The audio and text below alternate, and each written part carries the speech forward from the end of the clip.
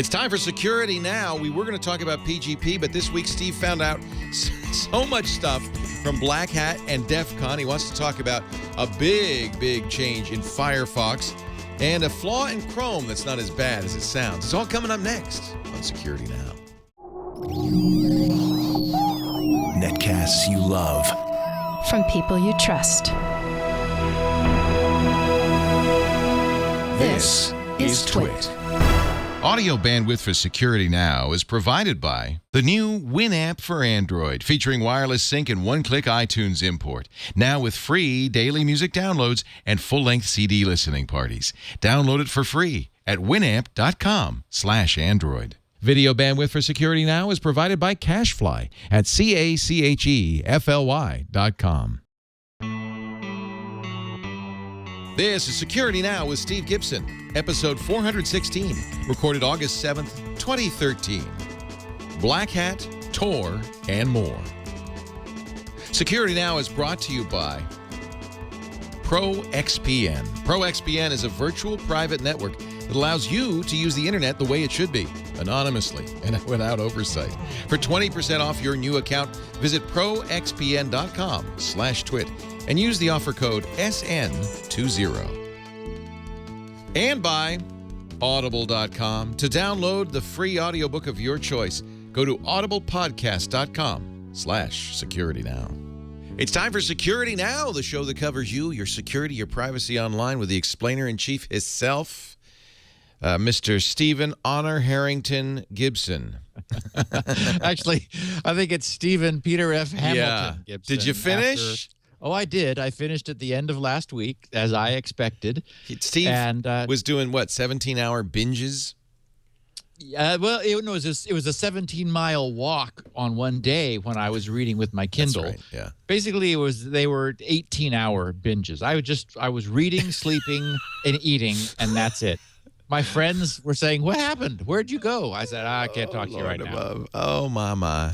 But you finished it. The problem is, I did the Void trilogy. Absolutely loved it. I can understand people saying, it wasn't his best work. But if you're not in a hurry, if you just want a really nice, rich, interesting storytelling and characterization in a sci-fi framework, I thought he did a really nice job. What is your favorite Peter F. Hamilton? Do you have one? Oh, I think it's got, the early Greg Mandel stuff is really fun. Oh, good. I haven't read that. I'll have to get that. Gland is the word I was trying to remember because Greg Mandel has an ESP gland. That's right. Embedded in his head, and he squeezes. Somehow he can squeeze out a little ESP. Squeeze out a little juice into his brain.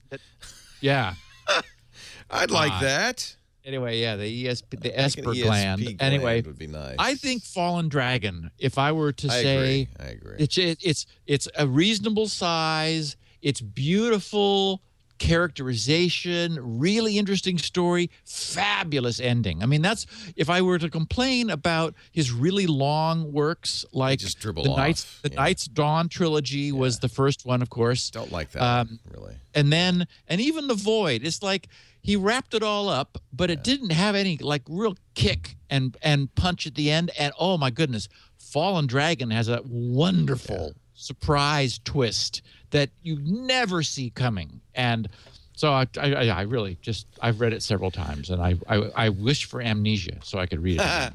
I think my favorite trilogy is Pandora's Star, the Pandora Star trilogy. Two books in that one. Dilogy. Dialogy. Dialogy. Yeah. Pandora's Star and I agree. Pandora's Star as a substantial piece of work. Also, his Commonwealth environment, his Commonwealth universe is really fun. Yeah. The idea of having wormholes that you drive trains through, because how could you better use a wormhole than by bringing back the train system? It makes total sense. Yeah. So you have a transgalactic train system, courtesy of wormholes. It's great. So. And great. Anyway, so the Commonwealth universe I really like that he develops with with Pandora Star, and he is working on some additional ones. So, and I'm glad for that. Okay. But I'm not touching them. This is not the science fiction show, despite appearances. No. Now, last week you said we would do a PGP show, but current events have changed all that. Well, yes, I should have known better. First of all, we've got the really interesting story of people discovering some spyware on their Firefox version 17 browsers that are part of the TOR bundle, which they are explicitly using for anonymizing themselves.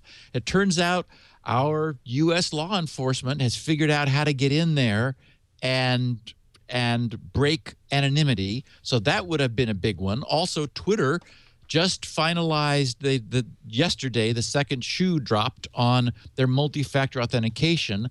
And there's something really interesting that they've done for in case you don't have your phone with you after requiring you to have your phone with you, which we need to talk about. And then, of course, Black Hat and DEF CON just happened. And I should have known better than to think that we were going to talk about anything else after that major convocation in Las Vegas. I should have thought of that too.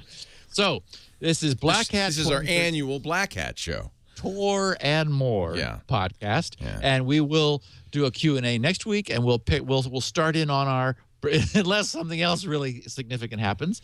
Anyway, but in general, I want to talk about email security as our ongoing background theme until we have it completely wrapped up, with interruptions for user feedback and any other events that happened, and the first one of which is this week. Perfect.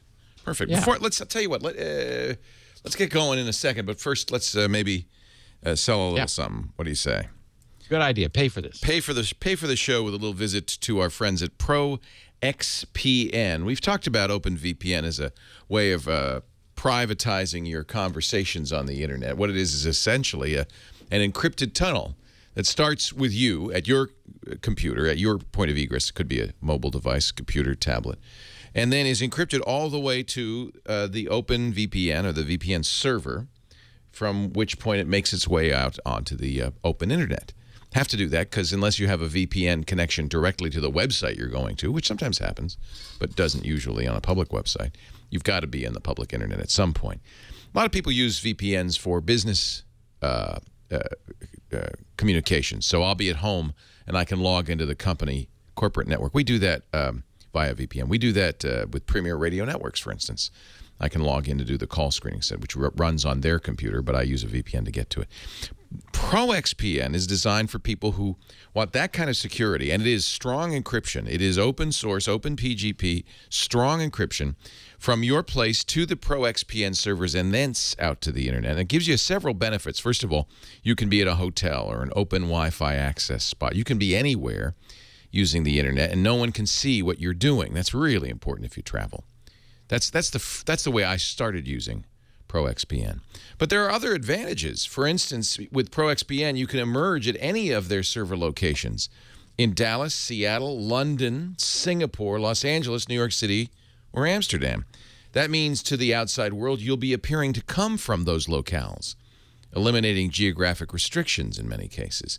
If you're traveling and you want to watch U.S. TV, sometimes you can't log in from England to U.S. TV. No problem. Use the ProXPN server in Dallas or Seattle, and you're golden. Or Los Angeles or New York City, and you're golden. It also eliminates spying from your internet service provider. People sometimes say, well, I'm at home, I'm safe. Yeah, I wish. Unfortunately, we're learning more and more ISPs are spying on what you're doing. And, of course, with the new 6 strikes rule, that can be bad news. ProXPN offers OpenVPN, strong encryption. They have 2048-bit encryption keys inside a 512-bit encryption tunnel. They also offer PPTP for devices that can't handle OpenVPN, although almost everything can now. It's really rolling out even on the mobile devices. More than ever, your online freedom and privacy, folks, we know this. If you listen to this show, are under threat. Governments, ISPs want to control what you can and cannot see. If you're in Great Britain now, you can't see porn. Whatever they decide that is. Keeping a record of everything you do, plus that free Wi-Fi at the coffee house, hotel, or airport's putting it at your risk. So I want you to try ProXPN. They have a free trial version, but I recommend the Pro version, and especially with our deal. So here's what I want you to do. By the way, any online application can work with ProXPN, including browsers, email, file sharing, instant message programs. Everything you do is hidden from prying eyes, hiding your physical location, giving you unfettered access to any website or online service. Here's the deal. The Pro version of ProXPN is normally $9.95 a month or $74.95 when you buy an entire year. But if you use our special Security Now offer, which is SN20, you'll get 20% off for the lifetime of your account, not for the first month of the first year, forever. That means on the annual plan, it's less than $5 a month for strong VPN. You can cancel within 7 days for a full refund. I think you'll be very impressed. Steve Gibson approved. ProXPN.com/twit and use the offer code SN20. You'll get 20% off. ProXPN.com/twit. And we thank them for their support of Security Now. All right. Should we get to the Firefox story? Is that where you want to start? Yeah.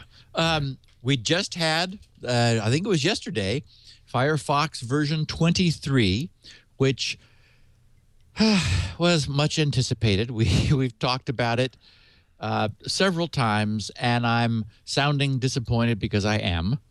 We once again failed to get third-party cookie blocking by default, despite the fact that they'd punted. This is the second time punted on that. There are several new features which are good, and we also already discussed the disappointing one, that an easy way to disable JavaScript was expected to be removed from the user interface, and it's gone. Really? So, that's yes. odd. And remember that what they did was, in updating, even if you had it turned off, and you update to version 23, they turn JavaScript back on and then remove the ability to turn it off. Now, you can still get to it in the... It's in about config now, right? Exactly. Yeah. In that ridiculous... Chrome's doing that too. It is so ridiculous. There's an amazing number of settings that are available in there, which are sort of more like tweaks than regular UI things. Their feeling is this. JavaScript is now, it would be like turning HTML off, is what they feel. They're like, that setting is too potent.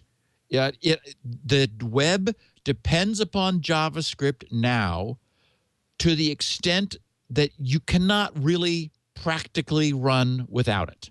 So they're saying we're going to remove it from the UI because it just no longer makes sense not to have JavaScript on all the time. And if you are security conscious, because, the way the FBI got into TOR was through JavaScript. And those, Whoa, you almost did a bad word. I almost did a bad word. Those what? Monkeys. Monkeys. The monkeys. Even the TOR monkeys said, maybe we should have JavaScript on in the TOR browser by default. It didn't used to be on, and this would have never happened if they had left it off. But even they succumbed to, let's, Here's what I would say. I think if you're sophisticated enough to be using TOR, then you're sophisticated enough to know what to do about Java. I can understand... JavaScript, I should say. But I can understand why Firefox, which is a browser that they're trying to get everybody to use, might say, if we let people just turn it off, their experience is going to be so confusing that.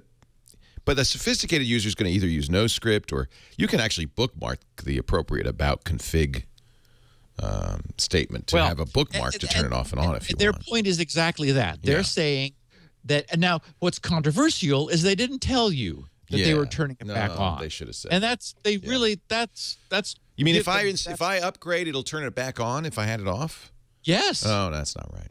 Yes, silently with no indication. So their position is that if you want JavaScript off, nobody can actually live with it off. So get no script. So they've officially say that's, we're removing the ability to turn it off. If people want control over JavaScript, you need to use a third-party plugin like NoScript, and that may elevate you to an expert. And again, there are people in IT who are celebrating this because people had turned it off and then didn't know why those sites broke. I mean, first of all, it's not hard for a site to say, hello. Right. You need JavaScript. Yeah. You got it turned off. This isn't going to work here. Right. That turned off. Well, in fact, there is a standard in HTML going back to 3.3 where it gives you have a NoScript, tag. And it says, hey, it's so easy to implement. In fact, most of the time when you put scripting in, you always have, or I always do, a NoScript tag that says to deal with the case. Yeah, you're not seeing this plugin because you have JavaScript turned off. Yep. Or offer in a better world, offer a scriptless version of the same functionality, which would be awfully nice. Yeah, exactly. Now, and see, I'm heartened because of course, I fly with scripting disabled. I'm using Firefox still because Google, unfortunately, Chrome is just out of control in terms of bloat. I'm hearing a lot of people, by the way, saying, wow, Chrome is getting really slow because it's just getting so big. So at some point, and that happens. We saw it happen with Firefox. It's happened with Chrome. So at some point, they'll need to just sort of do a reset. And they may be getting ready to do that as they move away from WebKit into their next rendering system. They may not be worrying about it right now because they're waiting for things to settle. But I love it from a security standpoint. Chrome's doing a lot of things, although we're going to talk about a bit of controversy relative to passwords here in a second. But Firefox, what I was saying is I'm heartened by the fact that I am now frequently seeing sites that put up a little banner at the top of the page saying, oh, for full functionality of this site, you need to turn JavaScript on because it's not on right now. And I think, and I look at the site and I think, well, am I passing by? Do I care? Is it worth? Do I trust this site? And again, it's because of everything we've seen. It's not the site so much as the everything about it, because we've seen JavaScript code being injected onto otherwise good sites. And in the news also this week, we're seeing now malicious ad servers are injecting JavaScript into ads, which are being so third-party ads being served up by good sites are running script now that can be malicious. So again, our audience knows how I feel about scripting. It's just absolutely, it should be off unless you need to turn it on. And if you're skipping around the internet and clicking on links, you really want to do that with JavaScript off because it's now the way bad stuff gets in. So that setting's removed from Firefox in version 23. There was an expectation that they were going to turn third-party cookies off by default, as Safari does. I initially tweeted yesterday the news that they had done that, along with the other couple things. But then finally this morning, I said, well, let me make sure about this, because the wording is now misleading. And it was the wording on their UI where they said, keep cookies from sites you visit. And so I thought, oh, yay, that's exactly what Safari says. And sites you don't visit. Unfortunately, it also is and sites you don't in the case of Firefox. Now, many people don't know because this is one of those deep technology projects that I did where after I solved all the problems, I got a lot of the documentation done, but then something came up and it took me off in a different direction. GRC has for years hosted a beautiful, if I do say so myself, cookie forensics system that instantly shows you exactly what your browser is doing. And because it's not linked to the main menu, nobody knows about it. But I created a little bit.ly shortcut just now for a for my correction tweet when I realized that Firefox version 23 had not blocked third-party cookies. bit.ly/checkcookie, all lowercase, CheckCookie. And that just redirects you to my site's secure cookie checking system, which needs to have browser redirects enabled, because that's the technology it uses for causing your browser to query and get responses several times as it tracks exactly what cookies are sent and received in order to do all kinds of cool things, like show you whether you've got stale cookies, fresh cookies, no cookies. It actually plants cookies in icons, in iframes, in page headers. It does that fast. It's doing all that? Yeah, Jeez, it does. It does a whole bunch of stuff and gives you a cool summary, which it then interprets all that for you in English, telling you what you need to worry about and not. What's nice is for doing research in how various browsers are configured, it just allows you to quickly determine what's going on. Because, for example, some browsers, even Safari, if you disable cookies, then come and then do this, it'll say, well, your new cookies are disabled, but old cookies are still being sent. Oh, wow. And so you can go, ooh, and then close Safari and start it up again, and then see if that's still true, and then like wipe out cookies and then see. Anyway, it's fabulous for testing how cookies are handled. So bit.ly/checkcookie. And it's interesting because when I tweeted this morning, a bunch of people sent back surprises. They said, wow, I thought I had third-party cookies disabled, but they're not. And I didn't know that. So this little cookie forensics system that I built years ago when I was early on my third-party cookie campaign has always been there and works well. So now they're saying that the Mozilla group are going to fall back to a new system involving cookie whitelisting and blacklisting, which is really disappointing.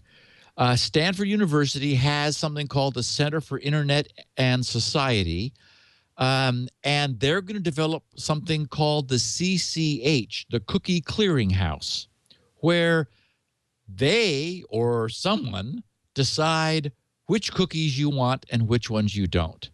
And it's like, oh, okay. So who knows? That's not ready yet.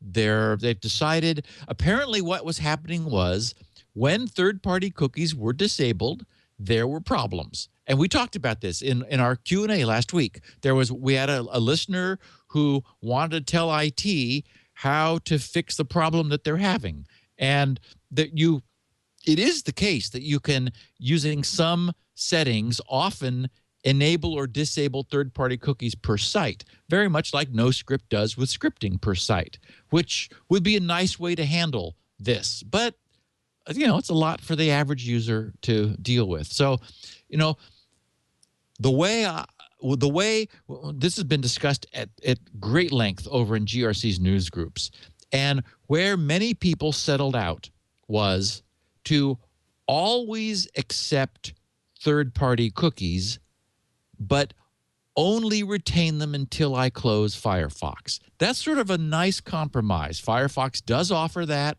has offered it, still offers it. So that way, third-party cookies are accepted during your use of the web browser, but when you close Firefox, it doesn't write them to permanent storage, and they're never written to disk, and so they're discarded. So that solves the long-term third-party tracking problem. The persistence of them is the problem. I mean, one of the other things that would be nice would be if you said, we want third-party cookies to be transmuted into session cookies, turn them into session cookies so they never live past the current session. That would work too, but we don't seem to be given those sorts of options. Well, at least when you restart the browser. That's actually surprisingly good. I didn't realize they were doing that. That's good. Yes, and I like that. That solves the long-term persistence, which is really what the third-party cookie problem is, without messing up short-term gluing of third-party sites to your first-party site. Like the description the guy described last week. Yes, that would work. Those iframes would work. Yeah. Yes.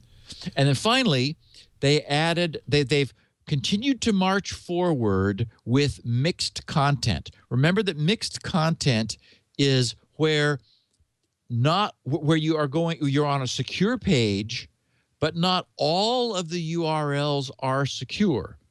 That's a problem because it means that some of the content coming back could have been messed with. And in addition to, of course, more easily spied upon, which is, in the news currently, but could be altered.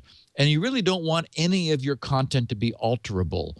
So it used to be that browsers would give you a pop-up and then would say, and most people just say, okay, and then the mixed content page proceeds.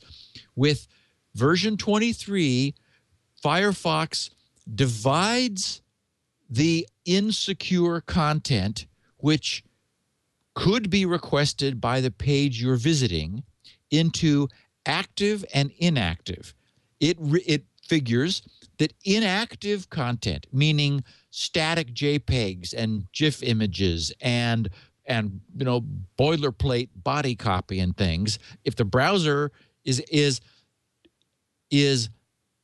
asking for those over an insecure page, Firefox is going to go, okay, that's, it's not active content. But it's much tougher than on active content. It blocks it. No notices, no warnings. It simply blocks it. It will not come up. And then a rather obscure new icon shows, a little image over in the very far left of your URL. It shows a shield that is half filled in. So it's like split, sort of a split shield.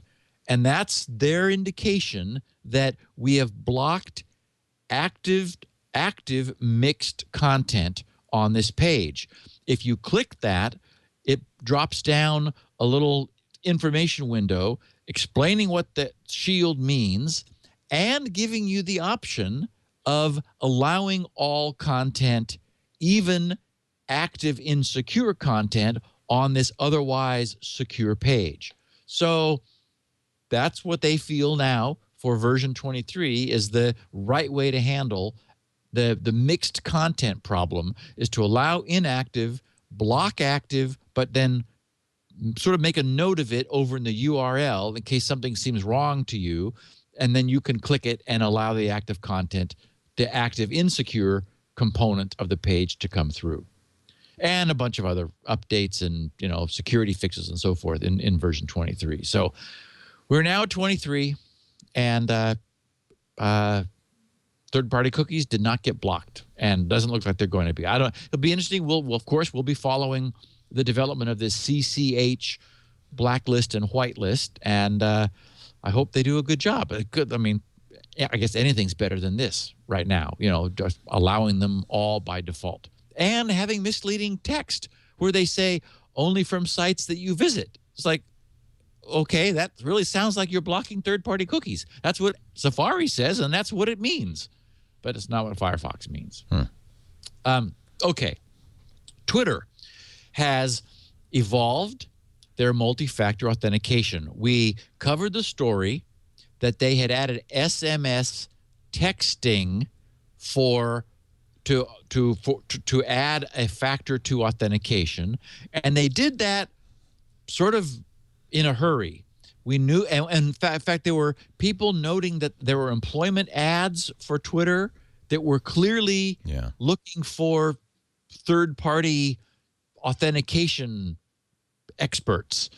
So what they did is something completely different, which is a mixed blessing. It would have been nice. In fact, it would still be nice if they supported what everybody else has supported, Yeah. which is oath, which is not OAuth, remember, it's oath, OATH, which is the time-based one-time password. There are beautiful clients for our phones. So it's easy to have with you. We've talked about how nice it is. Everybody else, as they're coming out with one-time password solutions, is supporting oath, but not Twitter. Twitter's rationale was that oath inherently requires a shared secret. And we know that's true.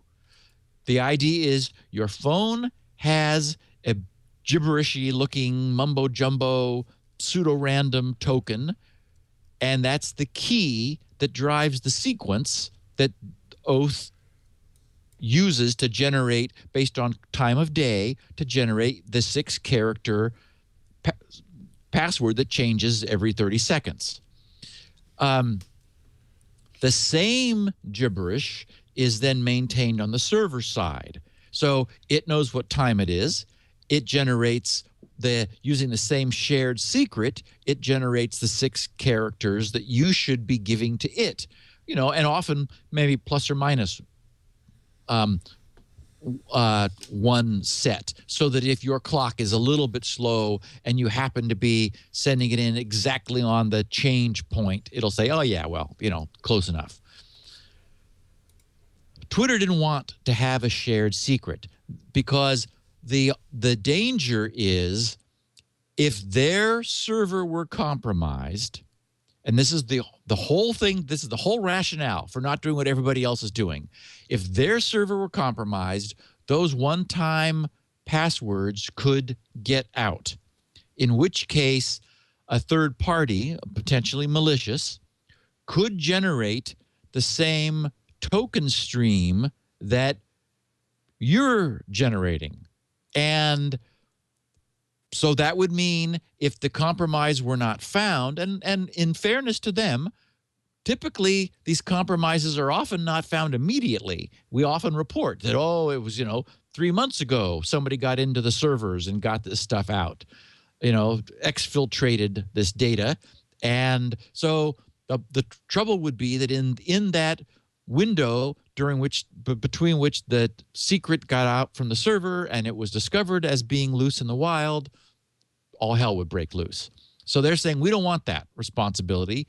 We want a system, and I can understand that. I can salute them. Also, remember, if you were reusing that same token for multiple sites, then similarly to reusing your username and password, that the bad guys who compromised, for example, Twitter's servers, wouldn't just have access to spoofing you on Twitter, but anywhere else you might have reused that same token. Although the whole beauty of the OAuth system and the clients that we like is that you get a cool little lineup of tokens that are all changing at the same time. So they said, no, we're not going to do that. So they went with two things. One is very standard. The second is not, but very cool. Okay, so the standard thing they did was a simple RSA key pair.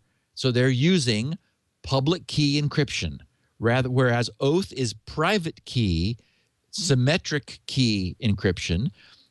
They added to the Twitter app for iOS and Android, and it's there now. If you update your iOS and Android Twitter apps, they added yesterday a 2048-bit, so nice and strong. That's the strength we want now, and we'll be talking a little bit later about one of the presentations at Black Hat was disturbing because of recent advances we'll see in academic number factoring, which begins to make people worry about how much longer RSA is going to be with us. So 2048-bit, nice long key pair. The private key never leaves your Twitter app. The public key is stored. I'm sorry. The private key never leaves the Twitter app. The public key is what Twitter holds. However, all that allows them to do is authenticate your phone. Now that's good. Notice that that's the difference with OAuth. If you have the OAuth key, because you generate the same token the phone generates, you can both authenticate and impersonate. And so that's what Twitter wanted to avoid. If Twitter has the public key, they cannot impersonate. All they can do is authenticate. So when you want to log on to Twitter on a web server, and this has been set, and you've set this up in your phone, you give them your username and password to identify your account to Twitter. Then they see that this is set up, and Twitter send your phone a long random challenge, as it's called in crypto parlance, 190 bits, which is turned into 32 characters as a so-called nonce, N-O-N-C-E, a pseudo-random nonce challenge. Your phone, which uniquely holds a private key that was generated by the Twitter app, cryptographically signs the challenge, meaning that it probably hashes it and then encrypts it using the private key that it has, and returns it. Twitter, the only thing Twitter can do is verify the challenge by decrypting the signature that you made and verifying that it is the proper hash of the challenge it sent. Only someone having the private key can do that. So it says that very nicely validates you are you. So that technology we have now,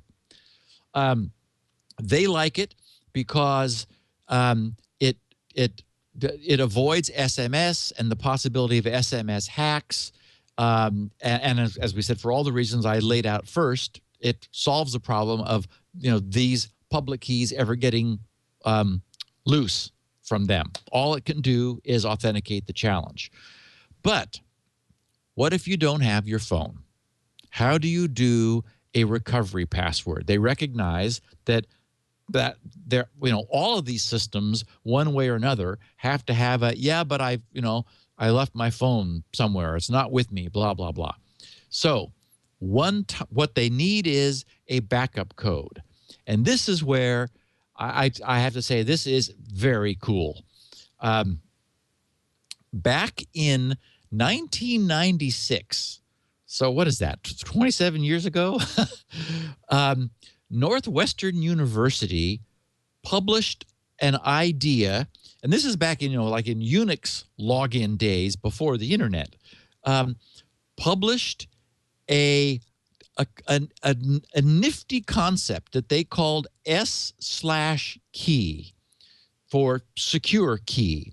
And it was a one-time password solution that, for whatever reason, no one ever adopted, but it's nifty. So that is, this system based on S/key is also in the new Twitter app for iOS and Android. And here's how it works. A separate, during this initial enrollment period, this enrollment and configuration of with the new Twitter, I got myself distracted, sorry. The new Twitter iOS and Android app, when you're setting it up, a separate 64-bit random seed is hashed 10,000 times. Wow. Yeah. Through SHA-256. So a state-of-the-art secure hash. It's hashed 10,000 times and turned into a 60-bit 12-character string using something called base 32. And as I think it was before we began recording, Leo, I mentioned that one of the first things I'm going to talk about when we start talking about email security is the whole askification. Askification. Thank you. Yes. Yes. I just made that up. Turning stuff into ASCII. And bifurcation. Yeah, which is the process opposite. of going. Right. You want reversible. You need to be able to turn binary into ASCII when it's necessary to transmit this over a channel that has limited, that isn't a binary capable channel, and to turn it back into ASCII at the other end. We see that all the time in crypto with certificates, because they're all binary. And we're going to be seeing it a lot with SMIME and PGP and GPG and all those things. You see these blocks of what looks like gibberish, in a piece of email. So I want to demystify what that is and get people comfortable with this whole process as we begin to plow into this. But this takes, so we do 10,000 hashes, reduce the result to a 60-bit string, turn binary, turn that into a 12-character ASCII string. That string is stored by Twitter on their servers. Okay? Then the phone does the whole thing again, but stops one short. It does 9,999 hashes, does the same process, and gives you the 12-character string saying, write it down. This is your emergency recovery key. And so what's clever about this is you have the one preceding the one the server has. And we know hashing is one way. So if you ever need to log on to Twitter and your phone is not available to you, but you wrote down this 12-character string in your, and stuck it on a Post-it note and in your wallet, for example, then you go, oh, I don't have my phone with me, but I need to log on. So you type in the 12-character string and submit it. Save it in your LastPass so it's secure.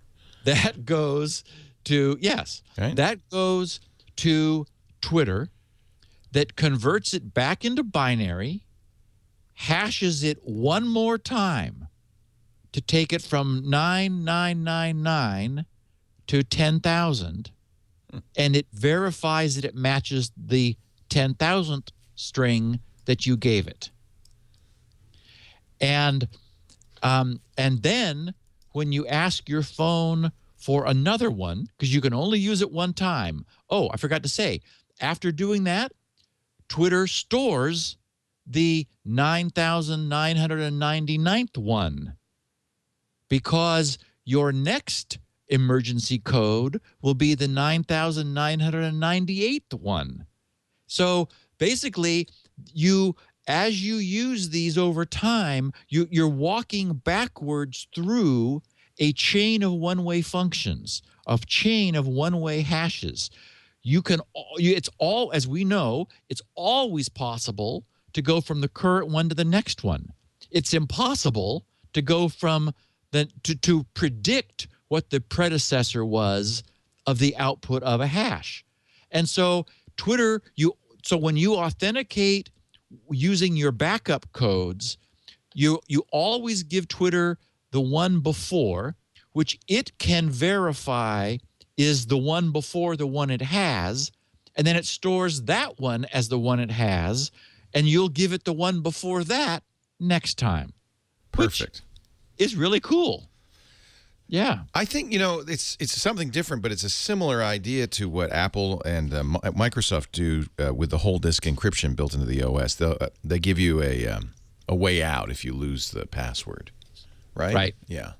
Right. And again, this also solves the problem of Twitter never having something that can compromise you. Yeah, it's clever. All that can do is verify that you gave it the proper preceding passcode, and then it says, yes, you are you, it logs you in, and then it keeps that one you gave it as the next preceding as the next succeeding passcode for the one that you're going to give it, which will precede it. So I thought I was okay. It's all new. They invented their own system. It would be that's nice. the shame. I mean, Yes. they didn't really need to reinvent the wheel. Yeah, they wanted to own it themselves, and it would be nice, for example. Oh, by the way, SMS is still supported. So if you don't want to do any of this, you can still use the existing SMS system. I think it'd be nice if they also supported Oath that everybody else supports. Because I have my Google Authenticator. Yes. Works for LastPass, works for Google, works for Outlook.com. So come on, if it's good enough for Microsoft and Google, do it. Yeah. Seems... Yeah, give it to us as an option. But Blizzard does that too. Blizzard's worse because they have their own authenticator. Yep, they're like VeriSign, where you need to use their server in order to authenticate. So not surprisingly, we talked about this a week or two ago when DEF CON officially. Was it DEF CON or Black Hat? Now I'm confusing myself because I wrote DEF CON. Black Hat is the official formal conference, and then the hackers stick around for DEF CON. Okay, so that's where they get crazy on it. What I wrote here was that NSA Director Keith Alexander did not have a pleasant time. That would be Black Hat because that's what I thought. He wasn't allowed to go to DEF CON. Yes. They uninvited the feds. Correct. My notes confused me. Yes. So he was uninvited by DEF CON saying, well, I mean, actually he wasn't, but all of the federal government was discouraged from going, and with the argument that we need a little time to cool off here and so forth. So it was at Black Hat that he was on July 31st, the opening keynote speaker. And so, anyway, the crowd listening to his opening keynote was initially quiet and attentive and polite. But as he went on, basically trying to explain the how and why of the NSA surveillance being both legal and effective, the crowd got increasingly restless, hostile, and heckling. As am I right now. Just thinking about it. Yeah. So that by the end, it was, he did make it through his speech, but it was somewhat questionable whether he was going to be able to or not. And then on the Sunday show, I hope there's some follow-up to this because I would like to, and I ought to have done some more research, but it was just a comment in passing on ABC's This Week show with George Stephanopoulos, where it came out that in 2011, so 2 years ago, the secret FISA court produced a report themselves stating that what was being done was both unconstitutional and unlawful, and the report was classified and suppressed. Oh, this is endless. I don't know how it can get any worse. So it's like, okay, so, here's the FISA court being this court that operates already in secret, and then the judges themselves produce a report stating that what they're being asked to do, what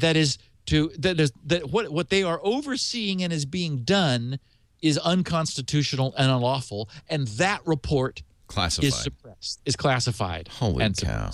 That's really wrong, Leo. We are rapidly approaching 1984. I am very depressed. It's one thing if, you can justify it and say, look, we're fighting terrorism, but doing something like that where your own secret court condemns you being suppressed, that's viciously illegal at this point. And we have lawmakers, congressmen who cannot speak because the information they have is classified. And so they're unable to say, this is wrong. Or they aren't being told. I mean, we're learning that as well, that they are not being told everything they're supposed to. In some cases, they haven't been, but there are vast illegalities going on, yes, being perpetrated by the federal government and not by the legislative branch, but by the executive branch and the law enforcement bureaus. Vast illegalities, and no one is stopping it. I tweeted a link using Bitly again And I need to start using my own system. I have the URL grc.sc for shortcut, so I could do my own little shortcuts, but nothing is going to interrupt SpinRite. I mean, I did allow Sci-Fi to interrupt my work on SpinRite, but that stopped, and so I'm back. Anyway, so for now, I'm using Bitly. This is section 215, all lowercase, is the tag, bit.ly/section 215. This is the best, most succinct summary. Ars Technica just published this, which is a very good explanation for how this mass surveillance legislation was basically silently fudged. And what you will see in there, Leo, you should read it sometime if you can. The lawmakers who watched this happen, who objected to it, who knew what was happening from the initial authorization. When it came up for reauthorization, some language was subtly changed that fundamentally changed what could be done. So, yeah, I mean, it's really this, as you said, it's not good. Now, in something that is sort of I don't quite understand. This is, for me, this is a tempest in a teapot, but Twitter doesn't think so, and the media doesn't think so. So, 9 to 5 Mac, their headline: security flaw in Chrome browser reveals plain text passwords without authentication. I was hoping you'd cover this because I'm very curious about this, and of course, you need an expert to tell you. And I thought, wow, yeah, okay, what is that? That's not good. And so then they quote, they say, The Guardian reports that a security flaw in Chrome allows anyone with access to a computer to view. Well, at least there are some requirements. Gotta have a computer. That you could leave that whole clause out. I know. To view all of the saved logins without requiring any form of authentication. And so then I go, what? So I switch over to The Guardian. Google Chrome security flaw allows unrestricted password access. And then their subheader, plain text logon details for email, social networks, and company systems stored in the browser's settings panel. And I thought, well, yeah, okay. So The Guardian, and this explains both sides of this. So and some sort of like this sets it up. So I'm just going to share this Guardian story. A serious flaw in the security of Google's Chrome browser lets anyone with access to a user's computer see all the passwords stored for email, social media, and other sites directly from the settings panel. What? No password is needed to view them. Oh, okay. Besides personal accounts, sensitive company login details would be compromised if someone who used Chrome left their computer unattended with the screen active. Seeing the passwords is achieved simply by clicking on the settings icon, and Leo, you can follow along. I'm doing it right now, yes. Choosing Terrified.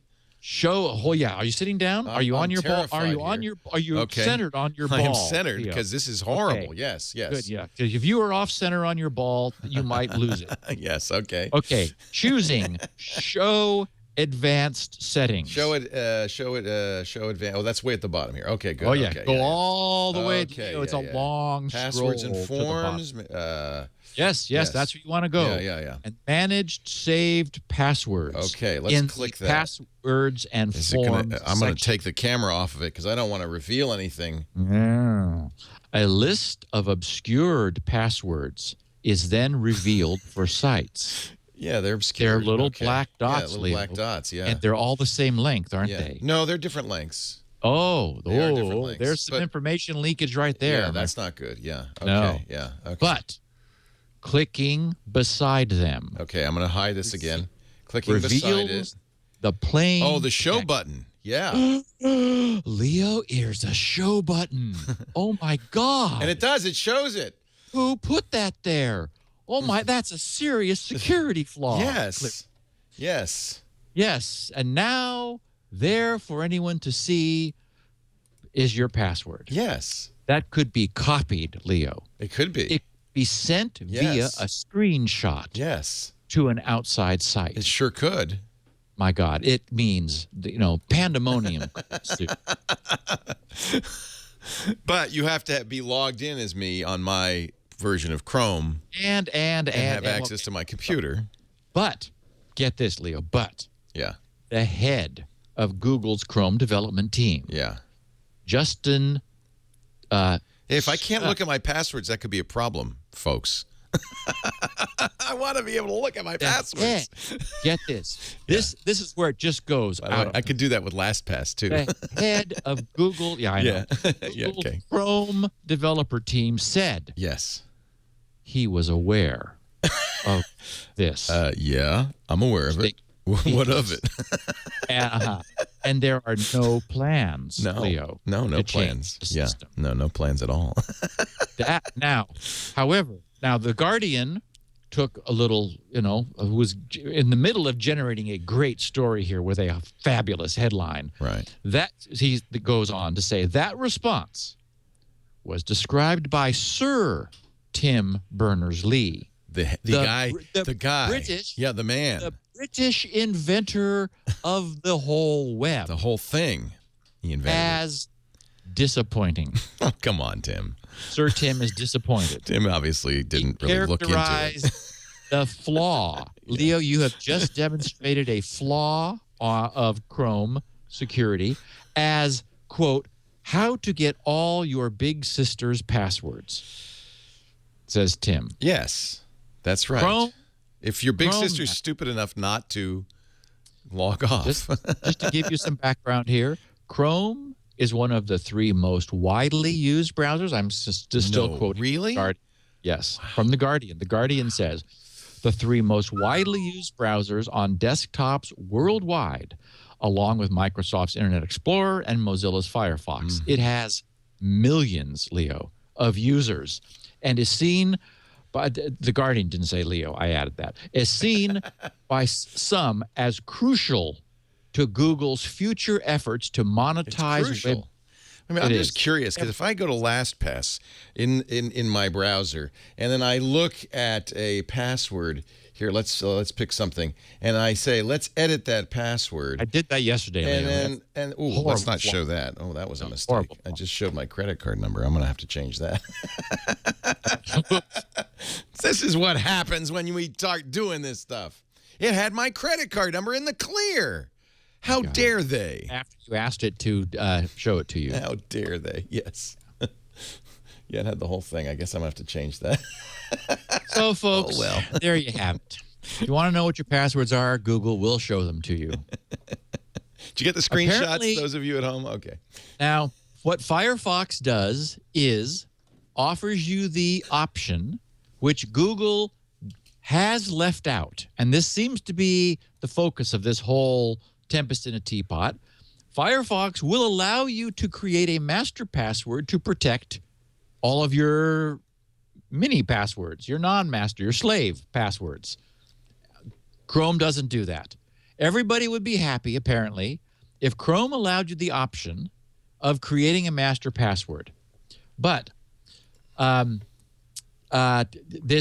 Justin, Chrome's the head of Chrome's developer team, wrote on Hacker News that, quote, we've also been repeatedly asked why we don't just support a master password or something similar, even if we don't believe it works. We've debated it over and over again. So, folks, this was not left out by oversight. But the conclusion we've always come to is that we don't want to provide users with a false sense of security and encourage risky behavior. We want to be very clear that when you grant somebody access to your OS user account, they can get everything.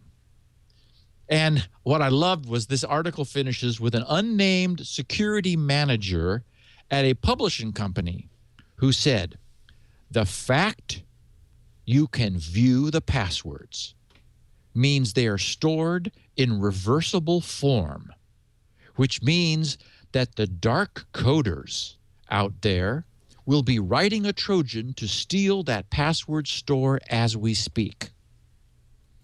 Now, this is not a very smart security manager, unnamed, thankfully, at a publishing company, because of course they're reversible. They're stored in your browser so that your browser can send them to the website as if you had typed them. If you didn't do that, you... And Okay. okay. Yeah. So, by the way, the lesson don't is- use that credit card number I just put out over the air because I've replaced it. So, Yeah. I can't believe I did that. So now the same thing happens with LastPass, but you have to be logged in both cases. You have to be logged in to Chrome too. Browsers browsers have always offered you, would you like me to save the password Right.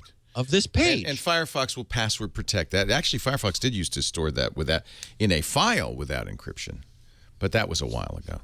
Yes, this has been resolved quite a while ago. But mostly, I mean, the lesson we all, our listeners know, yes, you are a privileged user of your computer, which is why I hope you have a log-on password for your computer. What that means is you should shut it down or lock the system if you're going to be away. Someone sitting at your computer is presumed to be you. At a level of granularity you can control. Under LastPass, you can say, prompt me for my master password every time LastPass is going to decrypt your local store in order to send the password off to a website. Or you can say, no, I'm the only one around. Ask me only when I fire up Firefox, or make that more persistent. So you can control that level.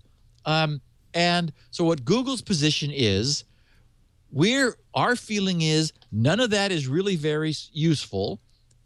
We don't want to pretend that it is. So yes, we'll show you your password if you ask us. Yeah. If you And have of course, physical access to a computer, in general, you're God of that machine. yeah. I mean, come on. That's moronic. Yeah. Yeah. Yeah. And speaking of moronic, that was really stupid to show all that information. God. So one of the other Black Hat presentations Yes. was a disturbing analysis of the current academic research in factoring. And essentially, a group of guys at a firm, ISEC Partners, did a very chilling presentation showing the advances just in the last 6 months on edge cases of factoring. They don't fully apply today, so it's not like a linear scale where we're linearly getting better, but that the mathematicians are really intrigued by the idea. And when you get a whole bunch of mathematicians really intrigued and you allow them to talk to each other and publish papers and go, oh, look what happened. We realized that this little subdomain over here has a recurring modulo in the field of something or other. Then other researchers go, hey, that kind of fits in with what I was doing. And they end up, whittling away at this. This is the way it's going to happen. So right now, the Diffie-Hellman key exchange, which relies on the so-called discrete logarithm problem, which we've discussed, that was released in 1976. And RSA encryption, which relies on the hardness of factoring problem, that happened in 1977. So that's more than 30 years ago. So 30 years ago, 30 years from then was 2007. And that's around the time that elliptic curve crypto, ECC, began to happen. So really, 30 years is a good run. That's a successful lifetime for anything in the security arena. And these guys argue that the problem is we are not prepared to move as quickly as we should. There is RSA and Diffie-Hellman are too well entrenched in the crypto ecosystem, such that if factoring fell tomorrow, and they're not saying it's going to, but Bruce Schneier's famous quote was, "Attacks never get worse; they only get better."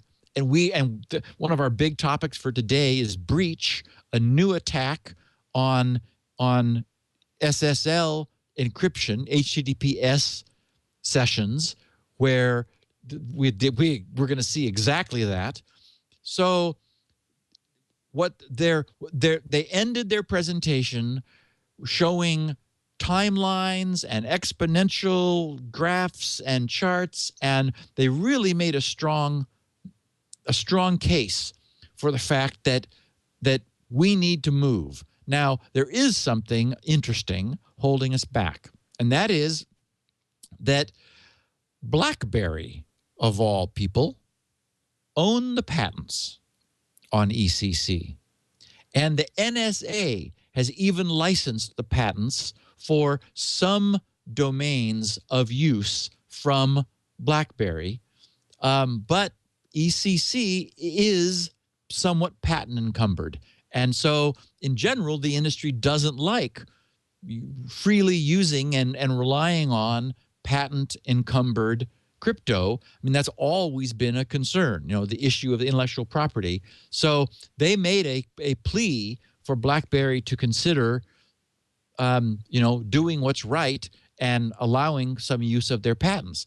And one wishes that BlackBerry were in better shape right now, because they're probably looking at their elliptic curve crypto patents covetously and then thinking, ooh, how much money can we get for these? Which is, not good. But so it was an interesting presentation saying, keep an eye on RSA. The problem is making the keys bigger, the RSA keys. We're talking now about 2048 bits. Google famously is retiring its 1024-bit keys, moving to 2048. Our own back-end credit card processing merchant gateway recently sent an email saying that their test gateway is now running 2048. That by a couple months from now, they're going to be switching over. So anyone who might have SSL crypto, which is sensitive, and my implementation is not, but so there's another instance of everyone beginning to have to move to 2048 as their 1024-bit certificates are expiring. So the problem is that elliptic curve crypto is much faster and uses much shorter keys. You get about the equivalent with only twice the key length of elliptic curve crypto, which is a public key. It's an asymmetric key technology. You only need to get about the equivalent security of a 256-bit key in symmetric. You only need about a 512-bit key in elliptic curve, whereas you need about a 16,000-bit key using prime factorization RSA. And boy, things really slow down. That's the problem, is RSA does not scale well in key length and performance, whereas in order to maintain security, whereas elliptic curve crypto, it scales much better, much more efficiently. I did also note, just in passing, that even Wikimedia is responding to the NSA spying news, and they are hastening their move to HTTPS everywhere. Good. They're going to be switching to a full secure mode just so that to make it less easy to have the users of Wikipedia and the other Wikimedia properties surveilled. And then lastly, before we get into our other technology stuff, I noted, and many people brought it to my attention, that the other agencies, almost predictably, the other government agencies are now complaining that the NSA has access to information they would like to have because it would make their discovery and cases. I know the New York Times said the National Security Agency's dominant role as the nation's spy warehouse has spurred frequent tensions and turf fights with other federal intelligence agencies that want to use its surveillance tools for their own investigations, says officials. Agencies working to curb drug trafficking, cyber attacks, money laundering, counterfeiting, and even copyright infringement. We know who they are. Yeah. Complain that their attempts to exploit the security agency's vast resources have often been turned down because their own investigations are not considered a high enough priority, current and former government officials have said. Intelligence officials say they've been careful to limit the use of the security agency's troves of data and eavesdropping spyware for fear that they could be misused in ways that violate Americans' privacy rights. So What a basically, surprise! Yeah, we got it, and you guys don't get it. Except that I don't buy it. No. I'm sure everybody gets it. No. So two brief notes. I did, as I mentioned at the top of the show, finish the Void trilogy last week. Loved it, and I would recommend Fallen Dragon as anyone's first dip into Peter Hamilton, followed by the Pandora Star and Judas Unchained pair of books. Elysium, Matt Damon stars and opens on Friday. I can't wait. That might actually be good. Looks great from what I've seen. And Oblivion, the only movie that I've seen twice this summer, was released on I disc. thought you didn't like it. Oh, I loved it. Oh, you liked it. That's the Tom Cruise one.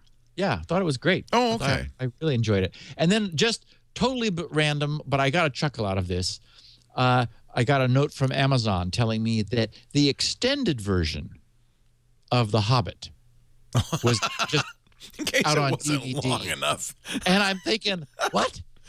They extended the extended movie? Because, I mean, everybody was complaining. It was already that the 3 movie hours was or something. ridiculously long. Yeah. But no, we didn't see it all, Leo. There was some that was left on the cutting room floor. So they pieced it back together, and the extended version. Waste no furry toe.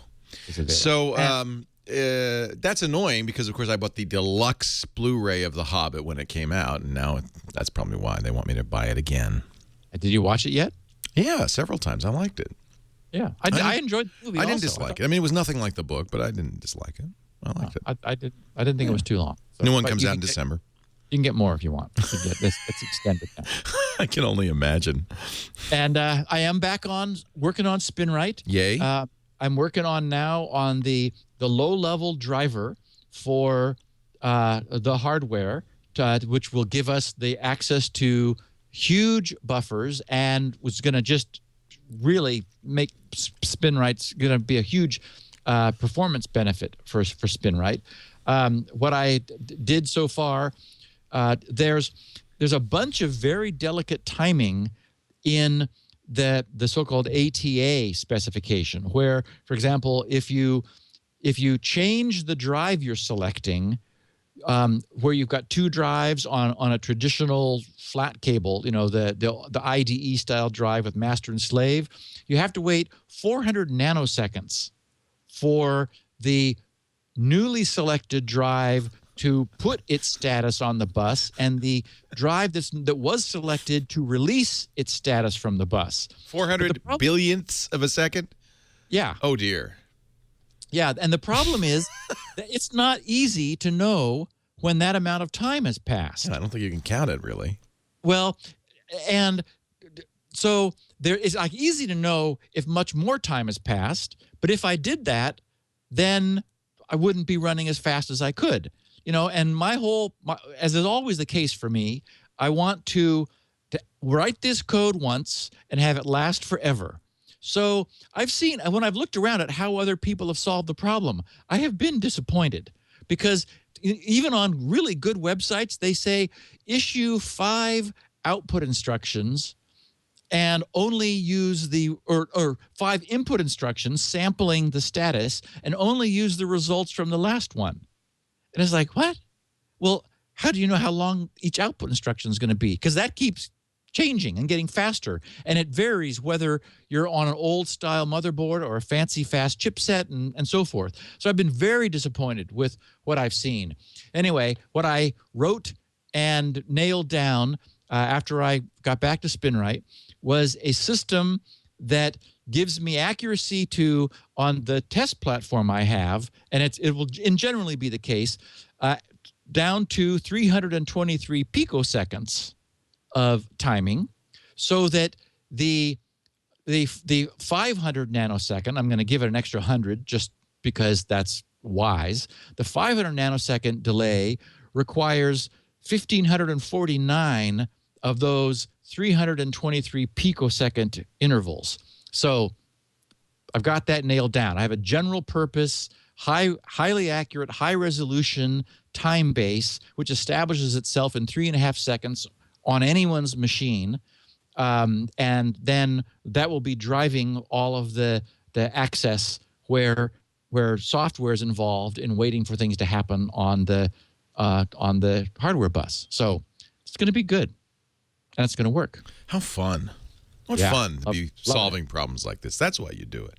It's fun. Oh, it is exactly why I do it, because it's stuff I haven't done before, and I'd come up with exactly the right solution that nobody else seems to have taken the time to do right. So it's Gibson. And everybody who has SpinRite 6 gets the new one. Yay!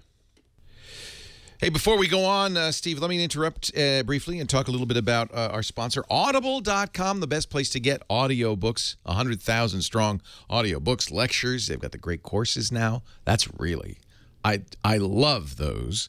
They've got, of course, comedy performances, speeches, anything audio, anything you might listen to as you drive to work or home from work or at the gym or walking the dog or doing the dishes. Audible is the world's best bookstore of audiobooks. Fiction, science fiction, thrillers, romance, science, it's all here. Steve and I have been talking about Peter F. Hamilton. They've got a good selection of Peter F. Hamilton books. I just added one to my cart, the one Steve recommended, the early Peter F. Hamilton, which I hadn't read, the Greg Mandel trilogy. They've got all 3 books of that. I'm going to start with Mind Star Rising. I'll tell you what, you want to get this for free? I'll show you how. Oh, here's another one. If you're a Neil Stephenson fan, they've got all the Neil Stephenson books, including the entire Baroque cycle, if you like long stuff. You know, one of my all-time favorite books, maybe my favorite book of all time, is Cryptonomicon by Neil Stephenson. It's science fiction? No, it's about crypto. It's crypto fiction. It's fabulous. Anyway, I can go on and on. Here's the deal. Visit audiblepodcast.com/security now. You'll be signing up for the gold account. That's a book a month, but your first month is free. Your first book is free. Cancel anytime in the first 30 days. Pay nothing, and you will get to keep the book forever. This would be a great one. You see, it's already in. Wait a minute, it's not in my library. I must have actually read this. This is from when I read books still. I listen now. I'm going to get this. I'm going to add this to my cart because I've already read it once, but it is one of the great books of all time. See, I have 2 credits available. That means I can get it for free. I'm going to get that and the Greg Mandel trilogy book. You have to pick one, but next month you can get another one. Go there right now. audiblepodcast.com/security now. We thank them so much for their support. Leo Laporte, Steve Gibson, and there's still lots more to talk about. Actually, 2 major issues, all right, which I think will fit nicely into this final 20 minutes. So responding to an arrest warrant and U.S. extradition request, an arguably slimy guy, Eric Oyen Marquez, Marquez, was arrested in Ireland last Thursday. And at a paper over in Ireland, the Irish Independent reported that Marcus is wanted for distributing child pornography in a federal case filed in Maryland in the U.S. and quotes an FBI special agent describing Marcus as, quote, the largest facilitator of child pornography on the planet. And elsewhere, I don't remember now where. Oh, here it is in an article by Wired. I was gonna follow into this. Wired magazine then picked up the news, which just about coincident with this event, and so as a consequence, it's not believed to be coincidental. Freedom Hosting, which was the facility that Eric was operating, it put up a notice saying that the sites it was hosting were temporarily down for maintenance and spyware was being injected. Freedom Hosting is in the TOR network using the TOR hidden services that we have talked about. In fact, we did a podcast on using the distributed hash tables and how the use of hidden services was a sort of an inversion of what TOR was originally designed to anonymize. TOR initially was anonymizing users who would use the TOR client to access the internet through multiple TOR nodes, hopping around with the onion layers being peeled each time, decrypting their traffic so that where no node needed to be trusted. Very clever system. Then they added a second facility such that rather than having your traffic eventually go out onto the internet where then it would be public, it was possible to similarly conceal servers such that they would have name .onion, so they used the .onion top-level domain, and the server itself could be hidden within the TOR network. Now, it's very valuable, of course, for many good purposes. Unfortunately, it can also, as all of these technologies can, just like cryptography itself, can be used for bad purposes. And there were apparently Freedom Hosting was hosting websites that were offering a great deal of child pornography.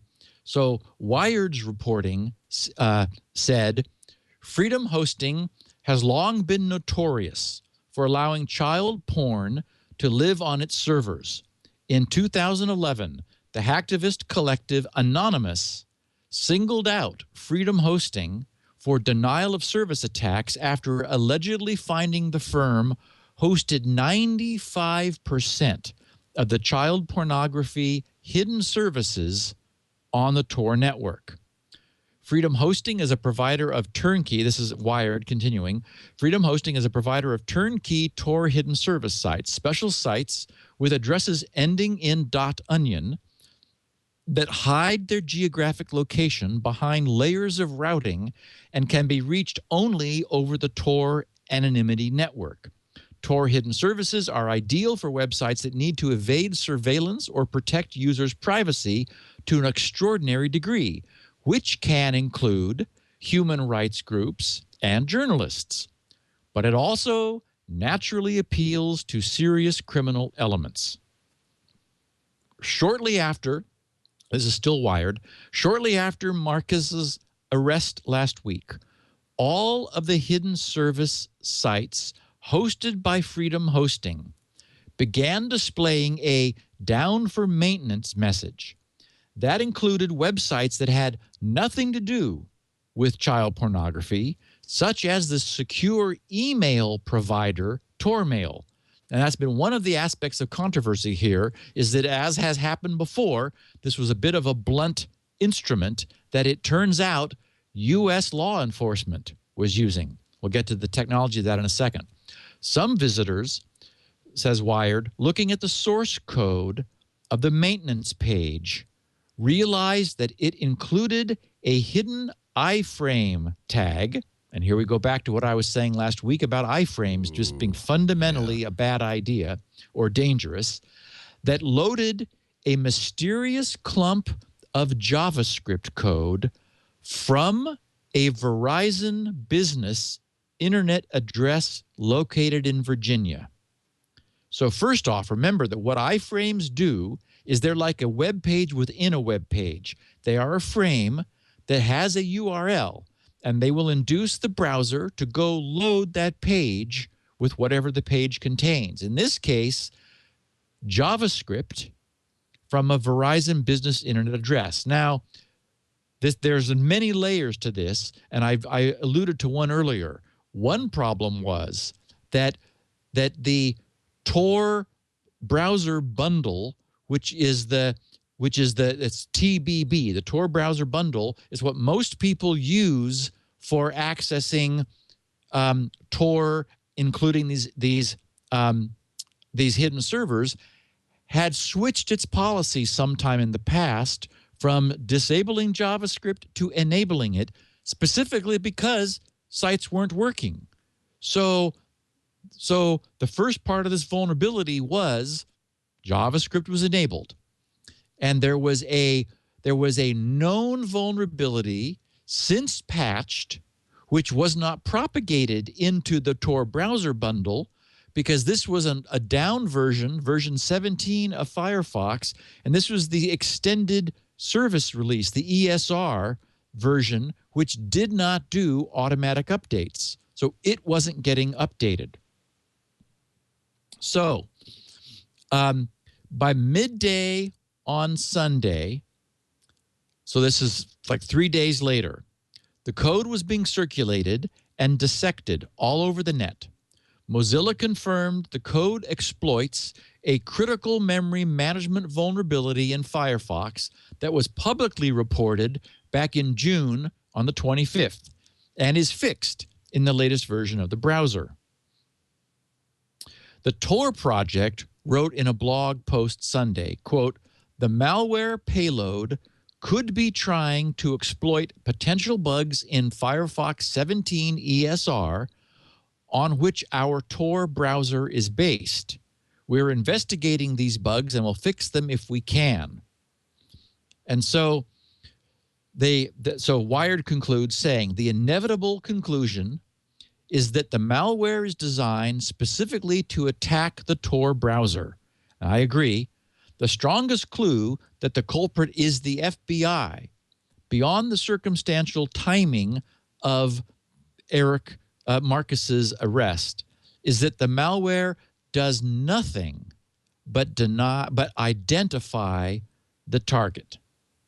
And so some people have reverse engineered the code. I have looked at it. It is Windows shell code, essentially. The JavaScript has a variable called Magneto, which contains the Windows executable shellcode. It uses a memory management flaw in JavaScript to inject this Windows shellcode into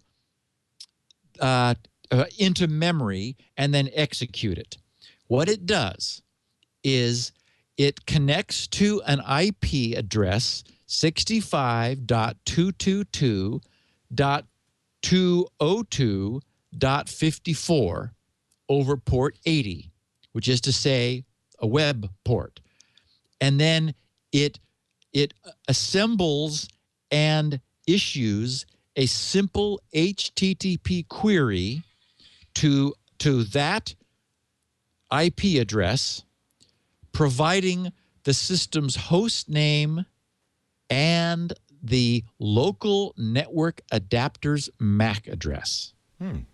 And what's clever about that is, as we have often discussed and have explicitly talked about when we've been talking about the Ethernet protocol, which is where the MAC address lives, unless they are manually changed, they are globally unique. So what is collected by a server, an HTTP server at that IP, is the user's IP address, because that's where the non-spoofable TCP connection comes from, the system's host name, and the probably globally unique, or if nothing else, the current MAC address of that machine. So I've seen all kinds of misreporting about this. There was some reports believed that this was part of the CIPAV, which is a well-known, for about a decade now, FBI spyware tool. CIPAV stands for Computer and Internet Protocol Address Verifier. The reason I think that's misreported is that is a much more comprehensive piece of spyware. It collects the IP address, the MAC address, the list of open TCP and UDP ports, the list of running programs, the OS type, version number, and serial number, the default internet browser and version, the current user of the system, the current logged in username, and the last visited URL. So it's a much bigger blob. This exploit was much more tightly written and much smaller, and doesn't leave any kind of backdoor or any other modification behind it. Actually, it cleans itself up and hangs the system, so that essentially when it's restarted, forces a reboot. It forces a reboot. It cleans itself out. So it seems very minimal. And back, I can't think of now when it was, but the Ninth Circuit Court of Appeals did rule that this minimal level of identification did not meet the level of privacy that a user on the internet could reasonably expect to have, and it was constitutional to collect this without first having a search warrant. I mean, your IP address is exposed. Yeah, and your MAC address. MAC address. It's just that you've been trying to prevent that from using TOR. Through the TOR. Exactly. And so that's the key here, is remember that you're using TOR and this client, and there's tremendous amount of technology involved in hiding you. You've got all these wrappers of onion layers, and your data's bouncing around among Tor browsers, and onions are being pulled and so forth. And then your computer does a straight hot beeline connection to the FBI. And in fact, there were early reports that this was an NSA IP. They didn't turn out to be true. There were reports that it was an SIAC, which is a major government contractor. That's not the case. Nobody knows where this goes. It turns out that it's been the IP address 65.222.202.54 has been traced to a small block of 8 so-called ghost IPs. It's just a quote unallocated block at the Verizon Business Data Center in Ashburn, Virginia. So nobody's using it. It's nobody's using that. There is a server. There's a server that happily accepts your TCP connection, Leo.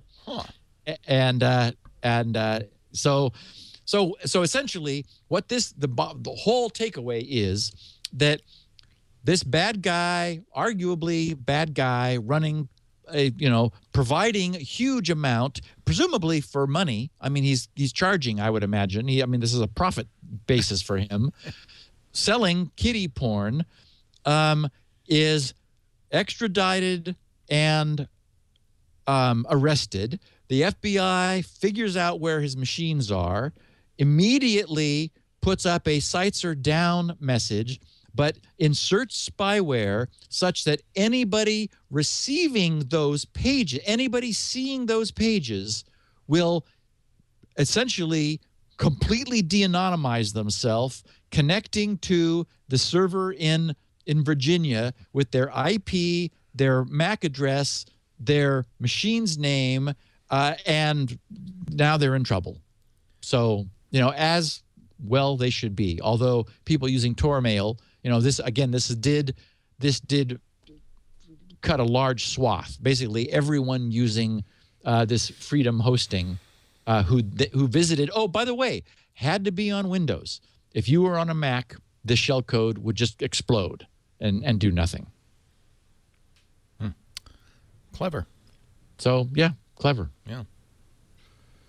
Can't really complain about it since it was. No, I don't. I would say this was, if nothing else, our takeaway here is that the FBI's got some smart people too. Yeah. And they're on the ball, and they are using this technology, and they're going to where law allows them to. And this did not cross a boundary. This was only getting people who were going to these sites, de-anonymizing them, and then allowing the FBI to, then get a search warrant to get the person's machine and verify that in fact they were doing this. Yeah. They had this behavior in their recent history. Very interesting. And lastly, wrapping this up, we discussed at some length in the past the Ty Duong and Giuliano Rizzo, one of whom was at the beach looking at bikinis, everyone will remember. Oh, yes. when they came up with their so-called CRIME, C-R-I-M-E is the acronym for their very clever approach for using compression, essentially using compression variation, the variation in the amount that plain text would be compressed to determine what browser query headers were. What we know of the compression is the more redundancy you have, the greater the compression. So the theory was, and what they did was they created an absolutely robust attack. The theory was we should be able to inject different things and then look at how the SSL TLS compression compresses our stuff plus the stuff we want to know. If our stuff matches the stuff we want to know, the compressor will compress it well because there's not much entropy there. If our stuff doesn't match what we want to know, it will expand it and not compress it. So they turned this into the so-called CRIME attack, where shortly afterwards, everyone stopped using SSL TLS compression. Now, that was easy to do. No one uses it anymore because of these guys back last year, but nobody was really using it in the first place. It was in the spec. Some people had it on. Newer browsers used it or offered it. Newer servers offered it. You had to have it. It was one of those things where you had to have it at both ends, so they both ends would negotiate, and if they both supported it, then they would turn it on. But it was no big deal. Why? Because most of the traffic is going the other direction. It's, you send a URL to the website and wham, back comes the page. The page is where all the data is, and CRIME was only an attack on the query headers. What they got was, and they demonstrated this, they got the session cookie. So that was certainly valuable, but that's where their attack ended. Breach, BREACH, browser reconnaissance and exfiltration via adaptive compression of hypertext. Nice acronym, breach. Was revealed last week at Black Hat. Breachattack.com has all the details if you want more than you get here. And basically, these guys figured out how to go the other direction. And the bad news is everybody uses compression coming from the server. What crime did was, remember that we're all sort of talking about layers. In communications technology, we've got like Ethernet at the bottom, and below that is like ARP, for example, for the Ethernet packets to route. And then we've got the IP layer, then we've got the TCP layer, then we have the SSL layer, and then we have on top of that HTTPS, essentially. So the SSL TLS layer really didn't matter, because all it was query headers essentially going in that direction. But these guys have figured out how to do the same thing in a relatively short time to crack critical data, state data being sent in the response headers, which often contains cookie setting material, or it can often redundantly contain session-based material. That stuff's going in the other direction. Everybody compresses their responses. The reason is, as we've talked about this before, HTML is incredibly redundant. It's a markup language, hypertext markup language, HTML, which has so much. Not only is it often in whatever language the text is written in, and language is inherently redundant, but all of this markup stuff, tags are used with great abandon, and they can all be compressed. Consequently, you get, for example, you can take a typical HTML page and squeeze it down to 20 to 25% of its original size. So that's huge in terms of performance, in terms of minimizing delivery bandwidth, and also improving the whole response time system of the web ecosystem, because that means the page gets to you in 1/4 to 1/5 the time. That contains links that allows the browser to ask for all the other assets of the page much faster and get them all coming to you. So the idea that we can no longer use HTTP compression is horrifying.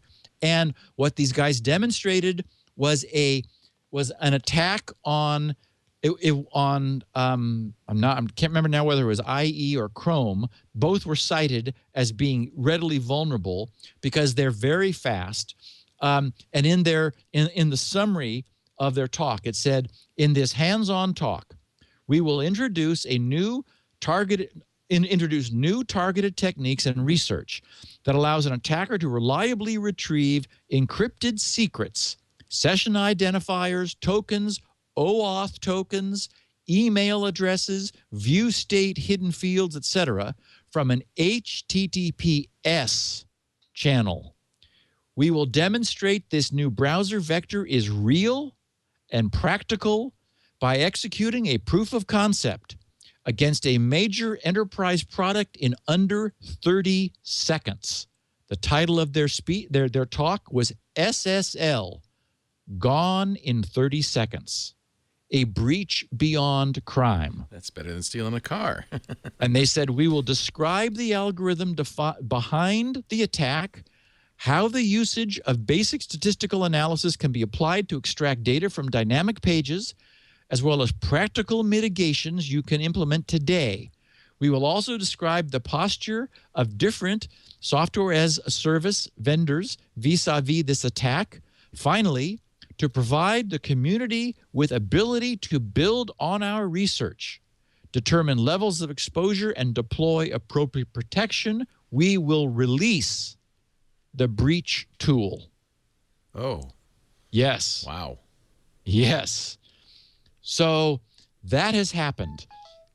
For mitigation, they don't offer much. Number one, disable HTTP compression. Ouch. Nobody can afford to do that today. Disconnect secrets from user input. Somehow keep them, minimize the exposure. They suggest masking the secrets. For example, randomizing them with XOR and something else which you provide, so the idea is you don't want something static to be sent from the server over and over and over. So, for example, don't redundantly provide the session token over and over and over and over, because that's the kind of thing that's vulnerable. And so essentially, we've all web browser developers have assumed that if they enforce HTTPS, that is SSL sessions, on the delivery of a secure page, then nothing else matters. They can send cookies, they can have headers that they would not ever want anyone else to see. They don't have to worry. That's gone now. Now any webmasters should immediately take a look, who are concerned about this, take a look at what they're sending out in the response headers, and do what they need to obscure them, rearrange them, pad them, add pseudo-random noise as the first header, append a random varying length junk before the actual secret content. It's really, from this point on, it's going to be necessary to deliberately obscure the response headers with stuff that will defeat this kind of a multiple query this is using compression, the same concept as crime, where that's why turning off compression saves you, is these guys are injecting stuff and seeing how the compression changes based on what they inject. That allows them to essentially infer what was already there being compressed. And maybe we could have an evolution of compression so that it's not as deterministic. Maybe there could be some change to HTTP compression to thwart this kind of attack. Absent that, and until then, it's going to be necessary to do something to obscure these headers. So a word of warning to all webmasters out there. And there's our podcast. And a lovely one it was indeed. Well, you've given me great reason to be depressed, but thank you anyway. Yep. Lots of news from Black Hat and Wow. lots of security stuff. Wow. Steve Gibson does this show every Wednesday, 11 a.m. Pacific, 2 p.m. Eastern Time, 1900 UTC. That's at twitch.tv. I hope you'll join us live. If you can't, well, you can always get audio or video on demand. There's several ways to do that. grc.com has 16 kilobit audio. And the smallest form of all, the text transcriptions by Elaine, grc.com, that's Steve's site. We have at twit.tv high-quality audio and video, or wherever, finer podcasts are available. Do you make a feed available of the 16 kilobit? No, don't do a feed. No. So you just have to download links. that directly. Yeah. Yep. Good. You won't get sued. Forget I said that. We'll talk another time. What else is there? Well, of course, not LastPass. Spin Right. Another two-syllable must-have utility. What else is there? Yeah. Spin Right, the world's finest hard drive maintenance and recovery utility. And a lot of freebies, too. So go over there and visit grc.com. Will you do questions next week, you think? Yeah, let's do Q&A next week. All right. And I'll probably have some more really interesting SpinRite news, too. Ooh, how exciting. Yep. Thank God that novel was no longer. Only took me 10 days of furious reading. Believe me, I got it out of my system. I just bought the two that you mentioned on Audible. Yeah, the Greg Mandel series. Yeah. They are really they're easier and really fun. They're sort of like Hamilton getting warmed up. Can't wait. I'm so excited. But if you have questions for Steve, grc.com/feedback is the place to go. Yes. Don't email him. You can't. grc.com/feedback. And we will do a PGP, I hope a PGP episode soon. Yes, well, we're going to do a series. Yeah. Because there's a lot of foundation I want to lay down. A lot of questions, and I'm getting a lot of emails from people who have installed it and got it working, but there's still lots of questions. In fact, I will forward you an email I got from somebody who said, you're doing it wrong, Leah. And you should have multiple keys. You should have a different key for encryption, a different key for signing. You shouldn't be using RSA, et cetera, et cetera, et cetera. So I'll pass that along to you. I guess this is the pro tips for PGP. Wow, cool. Yeah, I mean, I've been perfectly happy with the old way, but if you really wanted to make it breach-proof, I guess. Yeah, when you're just saying, Mom, what's for dinner? Yeah, there's nothing in there. But I just like to tweak the NSA as long as I can until I'm in jail. What else? I guess that's it. We will see you next week right here. Perfect. Thanks, Steve. Thanks, Leo. Security now.